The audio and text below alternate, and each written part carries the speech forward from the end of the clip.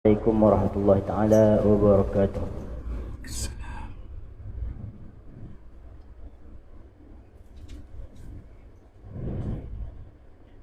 Al-Fatihah.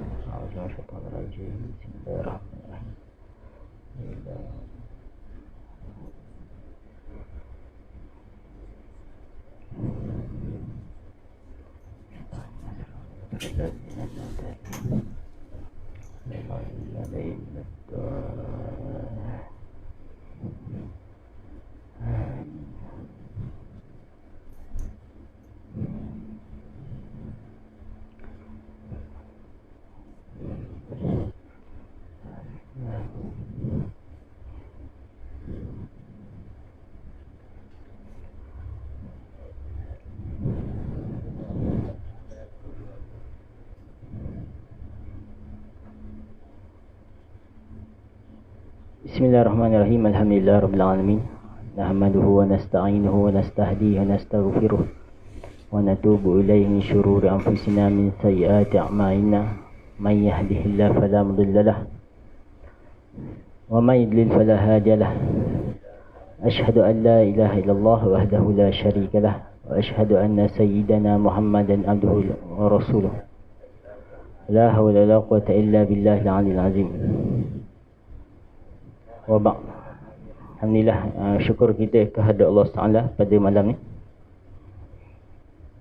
kita dapat kembali menyambung kuliah bulanan kita dalam waktu maghrib, kuliah maghrib,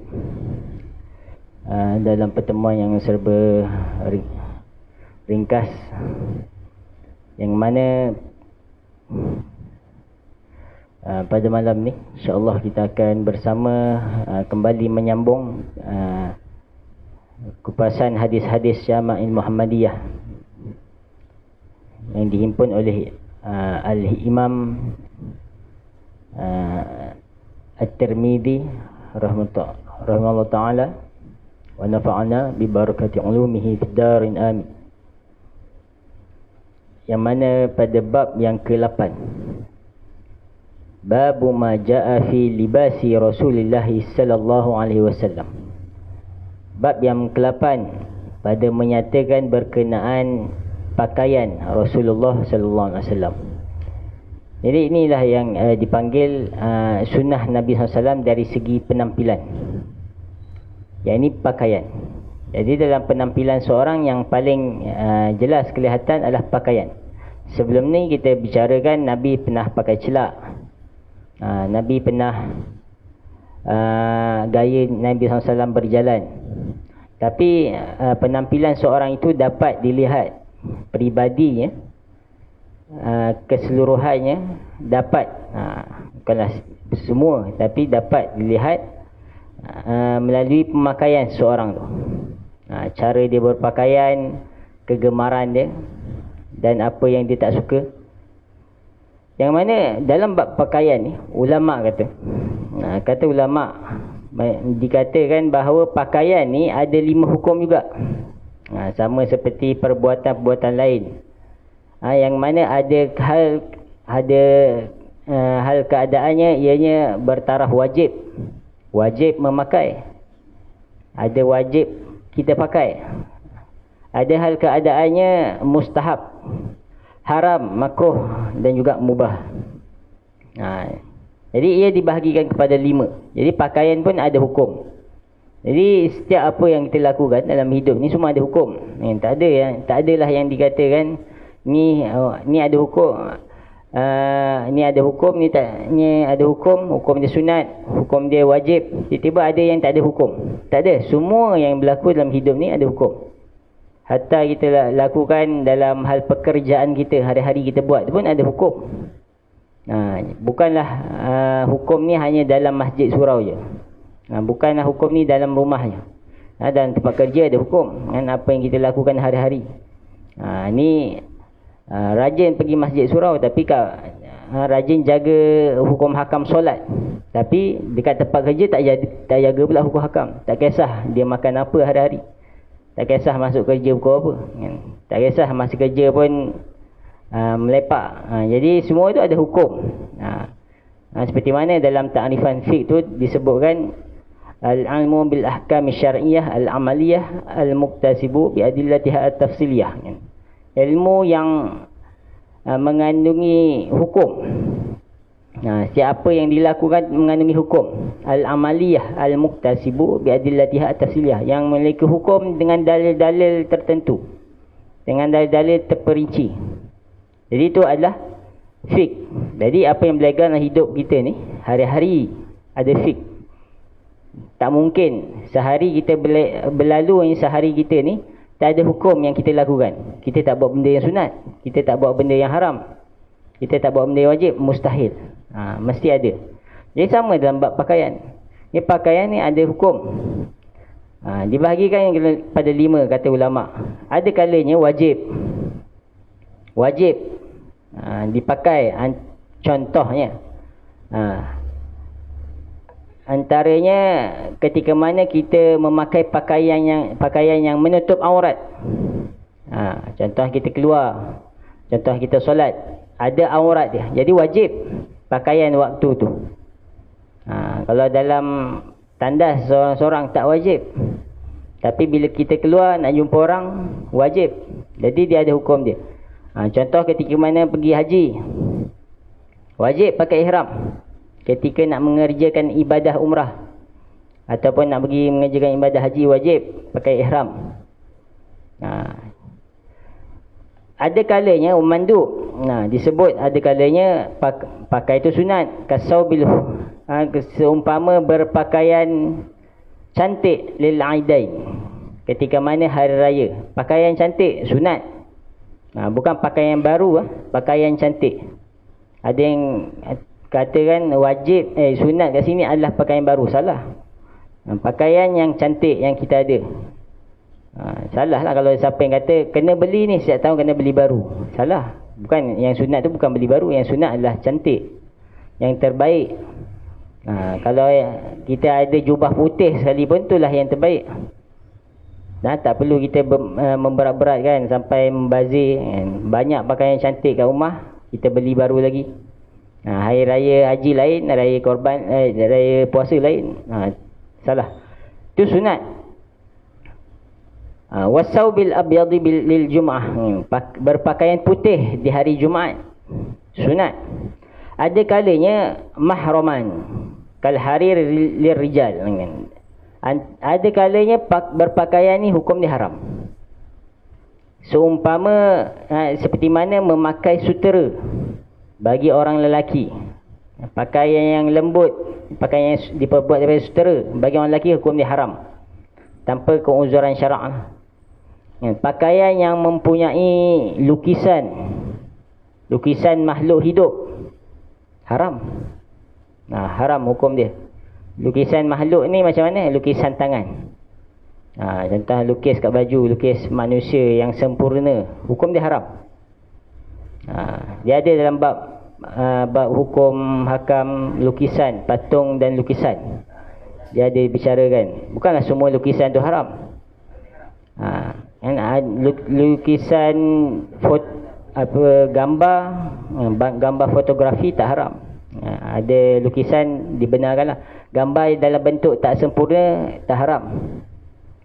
Ada pun bagi orang yang warak, dia tak pakai langsung lah, pakai baju yang ada makhluk ni. Ada makhluk, tak kisahlah, bukan manusia sekali pun, ada gambar rusa ke, gambar kuda ke, elakkanlah bagi orang yang warak ni. Tapi kalau lukisan tangan, lukisan tangan, dia adalah jelas haram. Dia berbahasa ni, dia ada penjelasan terperinci lah. Patung pun sama juga. Berapa ramai kat rumah hiasan patung, haram hukum dia. Patung makhluk hidup, melainkan permainan kanak-kanak, untuk kanak-kanak, bukan untuk orang dewasa.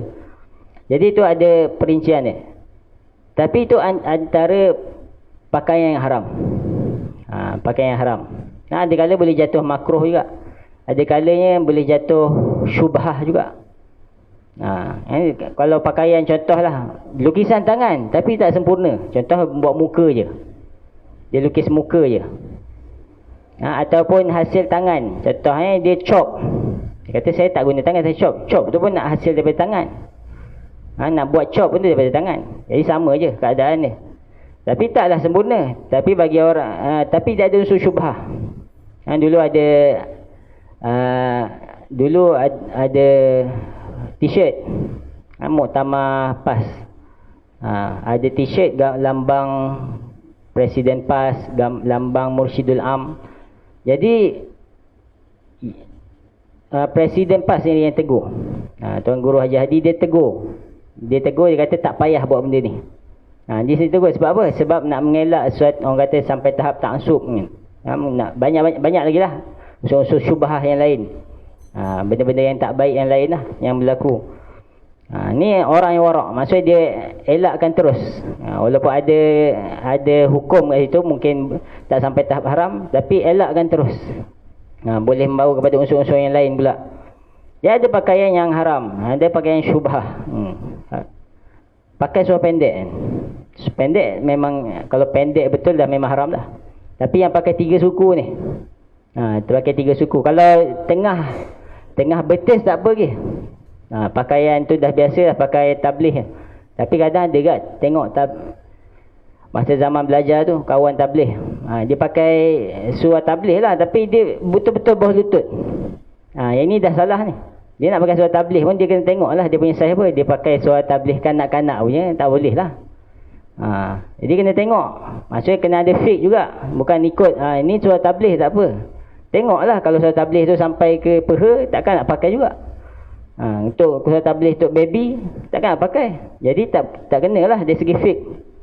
Kalau yang betul-betul, kita nak cakap yang bawah betul-betul ni, bawah lutut betul-betul, ada yang kata tutup aurat, ada yang kata tak tutup aurat. Kalau dia ketat, sekalipun dia boleh, mungkinlah boleh pakai. Lutut bawah betul-betul. Siap ada nak pakai waktu semayang je. Dari segi fake, kalau jelas benda tu tak terbuka, maka tak ada masalah sebenarnya. Kita cakap dari segi fake lah. Tapi kita kena sebut juga dari segi adab. Kalau dia longgar dan ada keraguan kat situ, ada kemungkinan terbuka, tak kisahlah waktu semayang ke, waktu tengah berjalan ke, maka dia ada unsur syubhah itu, ada unsur tak pasti, keraguan kat situ. Kalau dia yakin akan terbuka, maka memang haram. Memang dia yakin, selalu kalau dia naik motor lah apa, memang terbuka lutut aku ni, pakai seluar bawah lutut ni, maka haram kalau dia yakin. Kalau dia 50-50, maka itu adalah satu keraguan bagi dia. Maka bagi orang yang warak, dia tu tak pakai lah. So ketat ke, yang longgar ke, jenis longgar ke, tak pakai kalau dia warak. Jadi itu yang sebaiknya lah.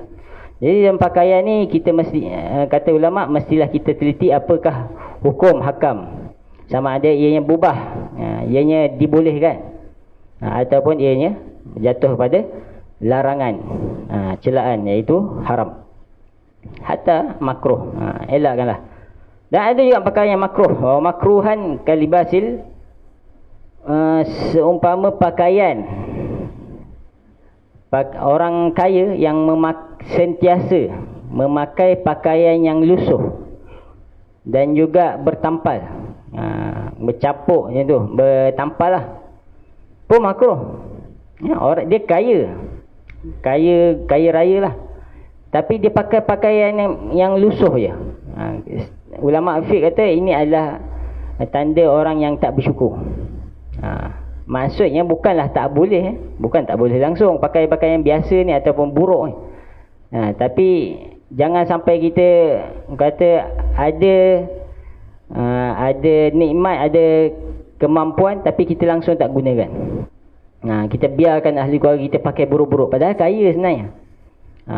Bukanlah tak boleh langsung, tapi jangan selalu. Disebut sini selalu, daiman. Maksud selalu sangat. Dia ni kaya tapi hari-hari pakai baju pergi kerja, dia ni bos tapi pakai baju tak basuh kan, pakai baju buruk, busuk kan. Ini hukum makruh kat situ. Maksudnya lain lah kalau dia memang tahap wali lah, tak cerita lah. Tapi dia orang biasa, iman biasa, tapi dia ni tak memanfaatkan nikmat yang diberi. Maksudnya apa?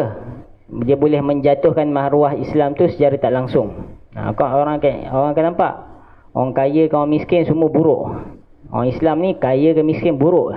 Jadi dijatuhkan maruah Islam tu, menjatuhkan keizahan, ketinggian agama Islam tu secara tak langsung. Dan juga ada kalanya mubah, harus ni selain daripada 4 hukum tadilah. Apa yang tak terkandung, tak disebut dalam 4 hukum, tidak ada hukum haram, maka dia tak ada hukum sunat, maka ia harus dipakai. Jadi itu bab pakaian. Jadi dalam mukadimah ni ulama menyebut berkenaan hukum. Jadi bukanlah salah bagi kita tak pakai apa yang Nabi pernah pakai. Bukan salah. Kata ulama, pemakaian ni dah ada hukum dia dah. Kalau dia nak ikut apa yang Nabi SAW pernah pakai, maka itu adalah sunat. Itu adalah sunnah. Sekian niat mengikut itibak Nabi SAW. Kita tak ada masalah. Bukanlah salah. Tapi salah pula lah kalau kita katakan tak ikut sunnah ni tak ada masalah. Maksudnya pernah lah dengar, saya tak ingat siapa yang cakap, kata pakai jubah ni bukan yang sunnah pun. Dia kata macam tu lah. Sebab jubah ni adalah pakaian adab orang Arab. Dia bukan sunat, dia pakaian adat. Dia tak kata tak habis mengaji lah macam ni. Mungkin dia anggap semua yang Arab buat tu, apa yang Nabi buat tu semua adalah adat dilakukan orang Arab. Jadi bukanlah kita nak kata apa yang Nabi tak pakai, contoh baju Melayu. Nabi pakai ke baju Melayu tak pakai, bukanlah maksud tak sunnah. Dia adalah sunnah. Sunnah segi apa? Sunnah segi pakaian cantik, pakaian yang bersih. Maksud dia ada. Tapi bukanlah kita nak, janganlah sampai tahap kita katakan bahawa apa yang pernah dipakai Nabi ni bukan sunnah. Jadi sunnah ni ada pembahagian dia lah. Kalau kita nak bicarakan dari segi usul fiqh, tapi kita tak ulas lah kat situ. Cuma kita nak katakan jubah dan seumpama dengan ni adalah sunnah Nabi SAW. Sunnah. Kita pakai jubah, niat nak ikut Nabi, sunnah. Tak ada masalah. Jangan kita terikutlah dengan propa-propa ni yang katakan ni semua apa yang dibawa Nabi sebenarnya adalah adat orang Arab. Ni salah. Pakai tongkat ni adat orang Arab. Semua ni adalah propa untuk menjauhkan kita daripada ikut sunnah Nabi SAW. Dalam syarah, dalam mukadimah disebutkan jubah ni adalah pakaian para anbiya. Maksud sunnah bukan sunnah Nabi SAW saja, tapi sunnah para anbiya. Dahulu kala mereka ni biasa berjubah. Mereka ni biasa berjubah, mereka ni biasa bertongkat. Itu adalah sunnah mereka, bukan sunnah Nabi SAW je. Jadi kalau kita kata orang Arab, jadi Nabi-Nabi lain tak semestinya Arab. Hanya Nabi SAW sahaja Arab. Okey, itu adalah berkenaan pakaian. Mukadimah bab pakaian. Dalam bab ni ada terdapat 16 hadis yang kita akan ulas satu persatu lah. Yang mana yang sama kita akan baca, tapi kita akan skip lah sebab ada sama perbahasan dia. Penjelasan yang sama. Okey, hadis yang pertama. Mana kita boleh amal, kita amalkanlah. Hadis ni kalau kita nak baca, bacalah semua. Walaupun sama, saya akan baca lagi. Tapi kalau bab nak amal ni, kita amallah mana yang mampu. Amal mana mampu. Janganlah dengar hadis langsung tak amal. Sebab banyak sangat benda nak amal, tapi jangan sampai kita langsung tak beramal. Sebab hadis berkenaan bab rupa paras Nabi, tubuh badan Nabi tu dah susah nak ikut lah. Takkanlah yang badan sihat tiba-tiba nak ikut Nabi berbadan bidang. Tak payah, benda yang tu tak wajib. Tapi yang paling utama kita ikut mana yang mampu kita buat. Tu yang paling utama. Tiru sifat pun dah cukup dah. Okey, hadis yang pertama. An Ummi Salamah, daripada Ummi Salamah, isteri Nabi SAW, qalat, kana ahabbu thiyabi ila Rasulillah sallallahu alaihi wasallam qamis. Bukan khamis. Kata Ummu Salamah, adalah pakaian yang paling disukai dalam sekalian pakaian Nabi ada, Bukan pakaian ni je Nabi ada, tapi dalam sekalian pakaian, banyak-banyak pakaian lain yang Nabi SAW pernah ada. Nabi ada pakaian berbulu, Nabi ada pakaian yang jenis warna merah, yang lembut, kapas yang lembut, bukan setera tapi lembut. Jadi banyak pakaian. Tapi yang paling Nabi SAW suka dan suka pakai ila Rasulullah SAW al-qamis. Huruf qaf adalah qamis. Qamis apa?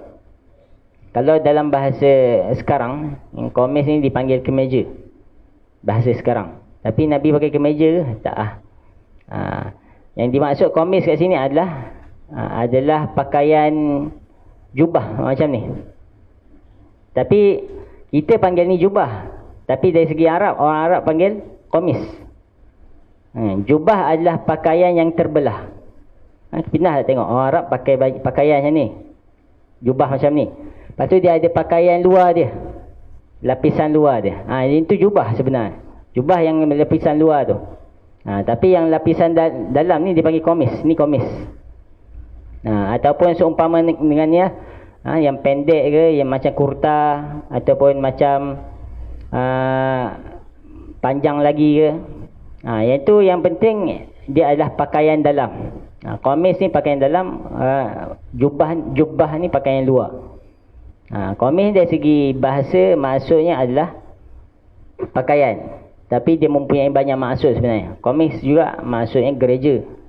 Tapi yang kita maksudkan dalam hadis ni adalah pakaian. Tak kisahlah berlengan panjang ke, ada yang lengan pendek. Pernah tengok lengan pendek. Jadi banyak cara ataupun style. Tapi inilah pakaian yang Nabi SAW suka pakai. Jadi kalau kita kata bukan sunnah, ni adat, tapi ni adalah benda yang Nabi SAW suka pakai. Jadi takkanlah disebabkan semata-mata adat, ni adat orang Arab ni tak payah buat lah. Jadi kita telah menafikan bahawa apa yang Nabi SAW pernah suka, tak nak ikut ke. Jadi itu adalah hadis yang pertama. Jadi boleh bagi kita ni pakai pakaian, pakaian-pakaian yang yang ditenun. Yang ditenun seumpama saub ataupun kurtah ataupun qamis.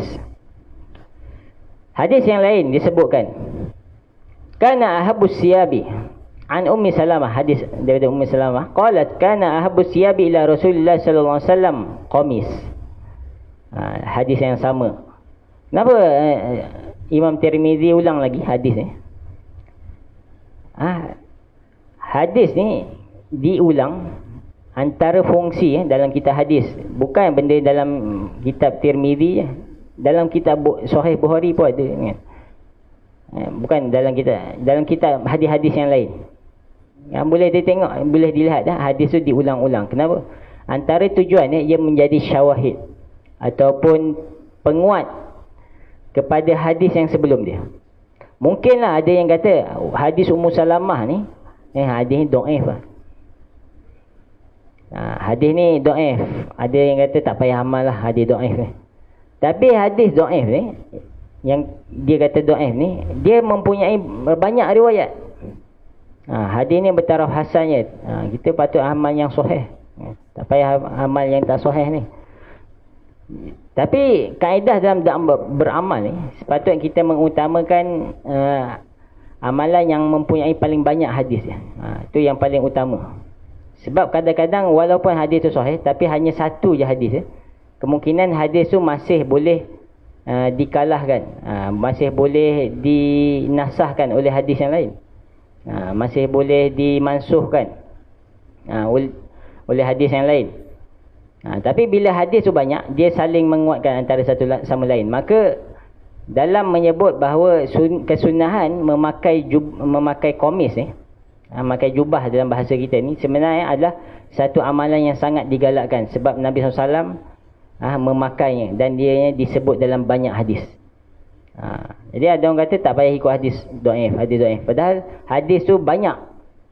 Bila hadis tu banyak, ia akan menguatkan. Jadi dia akan membawa kepada ulama mengajar kita bahawa bila hadis ni banyak, maka kita lebih digalakkan untuk beramal dengannya. Okey, hadis yang seterusnya. An Ummi Salamah qalat kanat ahabbu siyabi ila Rasulillah sallallahu alaihi wasallam yalbasuhul qamis. Hadis yang sama juga tapi lafaznya sedikit berbeza. Nabi ni kata Ummu Salamah, Nabi ni paling suka memakai komis. Hadis sebelum ni Nabi sebut, Ummu Salamah sebut pakaian yang paling Nabi sukai.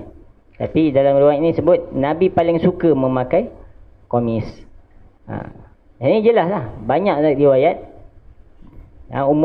Imam Tirmizi tak adalah bubuh semua. Dia bubuh 3 ni pun dah banyak lah. Menunjukkan bahawa memakai jubah ni, memakai pakaian yang kita pakai sekarang ni adalah sunnah, yang sangat-sangat digalakkan. Tak nak pakai tak apa, tapi jangan kita kata, kita kritik, alah yang pakai jubah ni, ustaz yang pakai jubah, dia orang yang cakap ni dia berselisih beberapa isu, tapi dia tak setuju dengan ustaz yang bidas dia tu. Dikritik pula pemakaian dia. Jadi macam tak kena lah. Kalau nak berdebat, kita utarakan pokok perdebatan. Tak perlulah pakaian pula jadi isu. Tak nak pakai kopiah. Dia nak kata hadis-hadis pakai kopiah ni adalah adat. Yang tak payahlah nak kata sampai dia nak tegak kan. Seumpama Nabi ni tak pakai pula. Pakai kopiah ni bukan satu sunnah pula.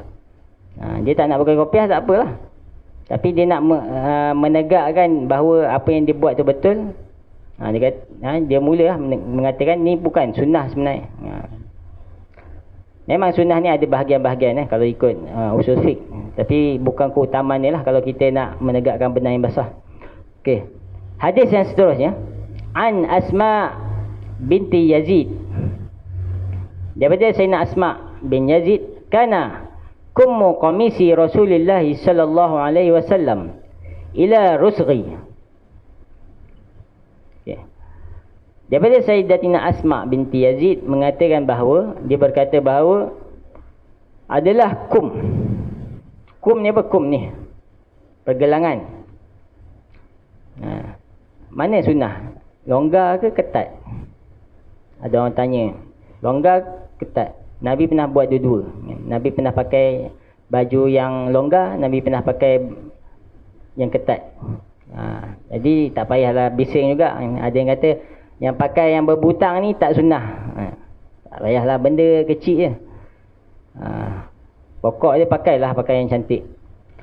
Jadi kata Asma binti Yazid, adalah lengan Nabi ni, lengan baju jubah komis Nabi ni, panjangnya ila rusri, sampai pergelangan. Ini hadis yang mengatakan Nabi memakai komis ataupun jubah yang panjang. Jubah yang panjang.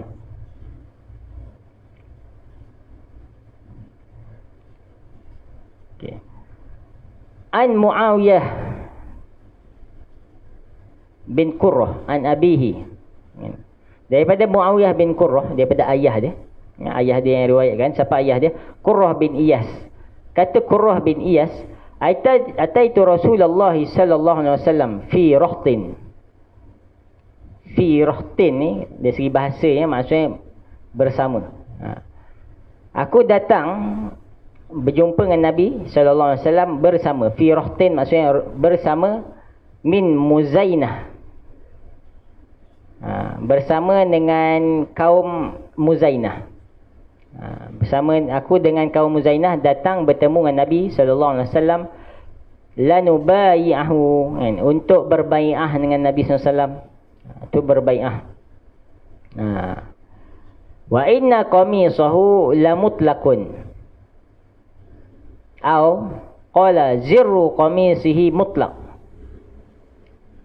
Maksud hadis ni, maksudnya waktu tu komis Nabi ni, jubah Nabi ni terbuka, tak berbutang.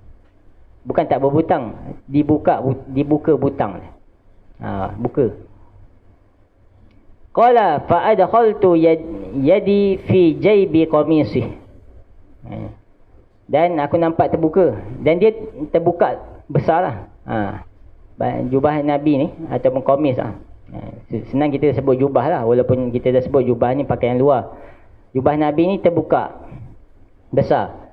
Waktu tu orang-orang Muzainah datang untuk berbai'ah dengan Nabi. Antaranya adalah Qurrah bin Iyas. Dia bersama, dia dekat dengan Nabi waktu tu. Dia nampak Nabi ni terbuka. Terbuka. Barangkali kata dalam syarah, barangkali waktu tu cuaca tengah panas. Cuaca tengah panas. Terbuka. Lantas Qurrah ni memasukkan tangan dan Nabi biarkan masukkan tangannya dalam baju Nabi SAW. Bukanlah untuk ni buat benda tak baik, tapi dia memegang, menyentuh famasastul khatam. Ini khatamun nubuwah, tanda kenabian yang kita dah sebut dalam bab sebelum ni. Dengan niat untuk menyentuh khatam kenabian. Untuk apa ni? Sentuh ni, kata ulama, untuk mengambil barokah. Sentuh khatam kenabian untuk mengambil barokah. Jadi Nabi biarkan. Sebab sebelum tu orang kata pasal khatam Nabi, tanda kenabian ni, tanda Nabi ni adalah seorang Rasul. Jadi dia dah nampak dan dia menyentuhnya. Menyentuhnya. Dan mulai saat tu Muawiyah bin Qurrah, anak dia, dan juga Qurrah bin Iyas, bapa dia, mulai saat tu mereka ni kalau berada kat mana-mana pun mereka ni tak suka butang. Tak suka butang pula. Sebab apa? Sebab melihat Nabi SAW, mereka pernah melihat Nabi SAW tak berbutang pakaiannya. Ni semata-mata sebab cintanya sahabat ni pada Nabi SAW. Mereka ni ikut apa yang Nabi SAW pernah buat. Sekalipun Nabi buat tu ada sebab, tapi mereka ni anak beranak ni sentiasa tak berbutang. Tak kira lah cuaca panas ke tak panas, tapi jenis tunjuk dada. Jadi bukanlah jenis orang kata macam orang gangster. Tapi yang difahami sini adalah, kata ulama, sebab mereka sangat cinta pada Nabi SAW. Mereka melihat apa yang Nabi buat. Sebab bukan semua sahabat ni selalu melihat Nabi SAW. Mereka lihat Nabi dalam keadaan tu, dan mereka mengamalkan apa yang mereka lihat pada saat tu. Ini apa? Asbab cinta pada Nabi SAW. Tu. Banyak kita boleh ambil dalam bab ni. Antaranya juga disebut dalam bab tabarruk, ambil barokah. Ambil barokah daripada kesan Nabi SAW. Jadi mengambil barokah daripada asar ataupun peninggalan kesan Nabi SAW ni sunnah. Satu kebaikan sebenarnya. Di sisi ahli sunnah wal jamaah, ini adalah satu barokah, satu kebaikan yang berpanjangan. Orang yang kritik ni dia kata barokah ni hanya boleh diambil ketika mana Nabi SAW hidup. Sahabat tu buat waktu Nabi masih hidup. Yang kita buat sekarang ni, Nabi dah tak ada, Nabi dah wafat. Jadi kata-kata ni ulama dah kritik lah. Dah kritik awal lah. Kalau ada lah ustaz ataupun mufti disebut macam ni, ulama dah jawab lama dah. Yang mana jawapannya adalah tidak ada dalil pun yang membezakan hal keadaan Nabi hidup maupun wafatnya Nabi SAW ni, sama ada barokah ataupun tak. Barokah Nabi SAW tu sentiasa berpanjangan sampai kiamat. Bukan sampai kiamat, semasa di padang mahsyar pun barokah Nabi tu masih ada. Bukti apa? Bukti Islam masih kekal sampai sekarang. Tu antara bukti barokah tu masih kekal. Kalau barokah tu dah berhenti, barokah tu dah tak ada, maka sudah tentu Islam ni tak tersebar luas. Okey. Hadis yang terakhir kita sebut pada malam ni. An Anas bin Malik anna Nabi sallallahu alaihi wasallam kharaja wa huwa yattaki'u ala Usamah bin Zaid. Pada satu hari Nabi keluar daripada rumah, kata Sayyidina Anas. Kisah hadis ni ada cerita dia. Tapi kita tak sempat ambil cerita tu. Yang mana Nabi keluar dari rumah dalam keadaan yattaki'u. Ini pun ada bab berkenaan cara Nabi sandar ataupun cara Nabi duduk. Ada bab nanti, bab khusus cerita cara Nabi SAW duduk. Nabi waktu tu keluar dari rumah sambil orang kata bersandar ataupun dipapah oleh Usamah bin Zaid. Usamah bin Zaid ni siapa? Usamah bin Zaid ni anak kepada Zaid bin Harisah. Zaid bin Harisah ni siapa? Zaid bin Harisah ni anak angkat Nabi SAW. Usamah bin Zaid ni adalah panglima termuda dalam sejarah Islam. Dalam sirah Nabi SAW, Usamah ni adalah panglima yang muda. Bila mana ayah dia meninggal, Zaid bin Harisah meninggal dalam perang Mu'tah, yang naik tu adalah anak dia, sedangkan anak dia baru belasan tahun ni. Belasan tahun dah jadi panglima dah. Jadi dia jadi rekod lah. Alaihi saubun qitri. Waktu tu Nabi sedang memakai pakaian daripada yang diperbuat daripada kain qitri. Qitri ni adalah sejenis kain daripada Yaman. Qad tawashshaha bihi. Yang mana Nabi memakai kain ni style apa ni? Tawasyah. Tawasyah ni macam pakai selempang tu. Macam dia balut. Nabi SAW pakai kain kitri ni dalam keadaan berbalut. Dia bukanlah sejenis pakaian, tapi dia jenis kain berbalut. Nabi dalam keadaan tak larat tu, Nabi bersandar pada Usamah. Ni hadis ni waktu Nabi SAW betul-betul dah di akhir hayat. Sebab tu ada kisah dia. Kisah ni akan diulang dalam hadis yang lain. Dalam keadaan tak larat, berjumpa dengan para sahabat. Fasalla bihim, dan Nabi SAW pun menjadi imam ke atas para sahabat. Jadi hadis ni kita tak ambil kisah apa yang berlaku pada hari tu, cuma nak sebut saubil kitri. Nabi memakai pakaian daripada kitri. Kitri ni dalam syarah sebut sejenis kain kapas yang diperbuat daripada Yaman, yang datangnya daripada bahasanya diimport daripada Yaman. Dia hadis ni menceritakan bahawa boleh bagi kita ni nak memakai apa-apa pakaian ataupun nak bergaya dengan apa jenis gaya yang bukannya datang daripada adat kita. Contohlah kita nak pakai cheongsam. Cheongsam tu laki, perempuan je. Laki tak boleh. Boleh kan? Perempuan je. Isteri lah, isteri kita. Contoh isteri kita nak pakai cheongsam. Boleh tak? Boleh, tak ada masalah. Sebab dia adalah pakaian adat orang lain. Tak ada masalah. Selagi mana menutup aurat, tak ketat dan sebagainya, tak ada masalah. Ni hadis menunjukkan kita boleh bergaya dengan gaya orang lain. Gaya kaum lain. Tak ada masalah. Kita nak pakai apa yang India tu, sari. Itu pun perempuan juga. Lelaki pakai apa? Boleh, tak ada masalah. Tak ada larangan. Ni antara dalil lah. Kita ni nak merayakan perayaan adat, tak ada masalah. Tapi bukanlah dalil hujah kuat lah. Tapi ni antara satu petunjuk. Satu petunjuk bukan khusus. Menunjukkan kita ni boleh nak merayakan ataupun nak pakai, bergaya dengan pakaian daripada kaum lain. Jadi pokok kat situ, Nabi SAW ni memakai pakaian indah dan cantik. Walaupun disebut dalam hadis yang komis tadi, Nabi ni bukanlah sentiasa disebutkan Nabi ni memakai pakaian yang buruk ataupun lusuh. Tak. Bukan satu kemestian dan bukan satu tradisi Nabi ni mesti nak pakai buruk. Ada kala Nabi memakai pakaian cantik. Komis ni dia umum.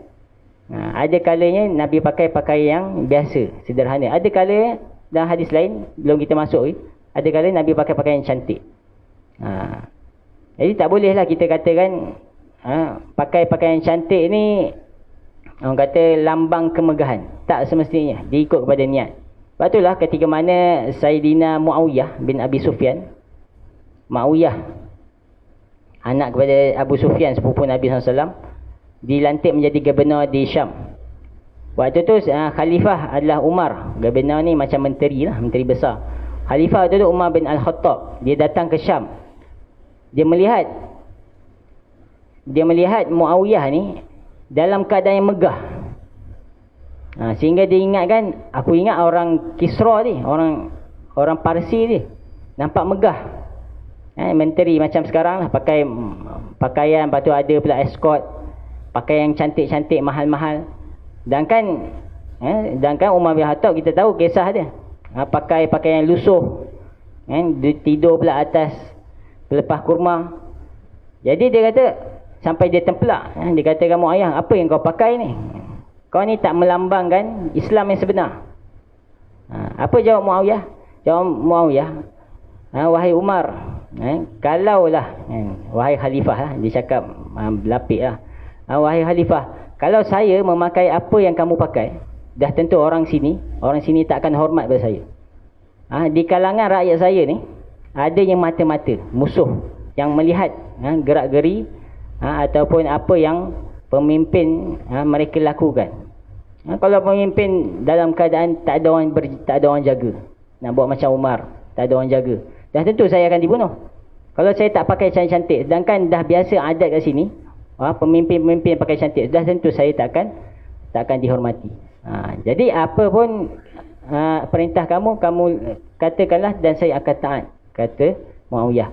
Jadi bila Umar dengar, dia berfikir, dia kata, kamu adalah seorang lelaki yang bijak dan cerdas. Kamu lakukanlah dan saya tak akan memerintahkan sesuatu pada kamu. Dalil apa? Dalil kata kita ni sekali-sekala kena pakai pakaian yang segak dan cantik juga. Sebab ia juga melambangkan Islam yang sebenar.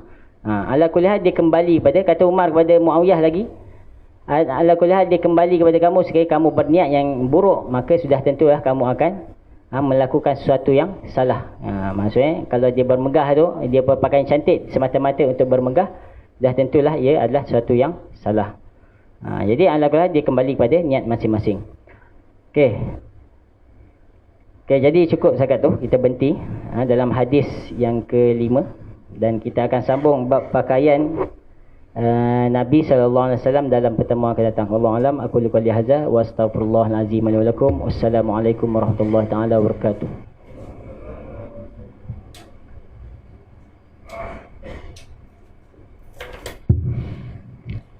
Allahu akbar.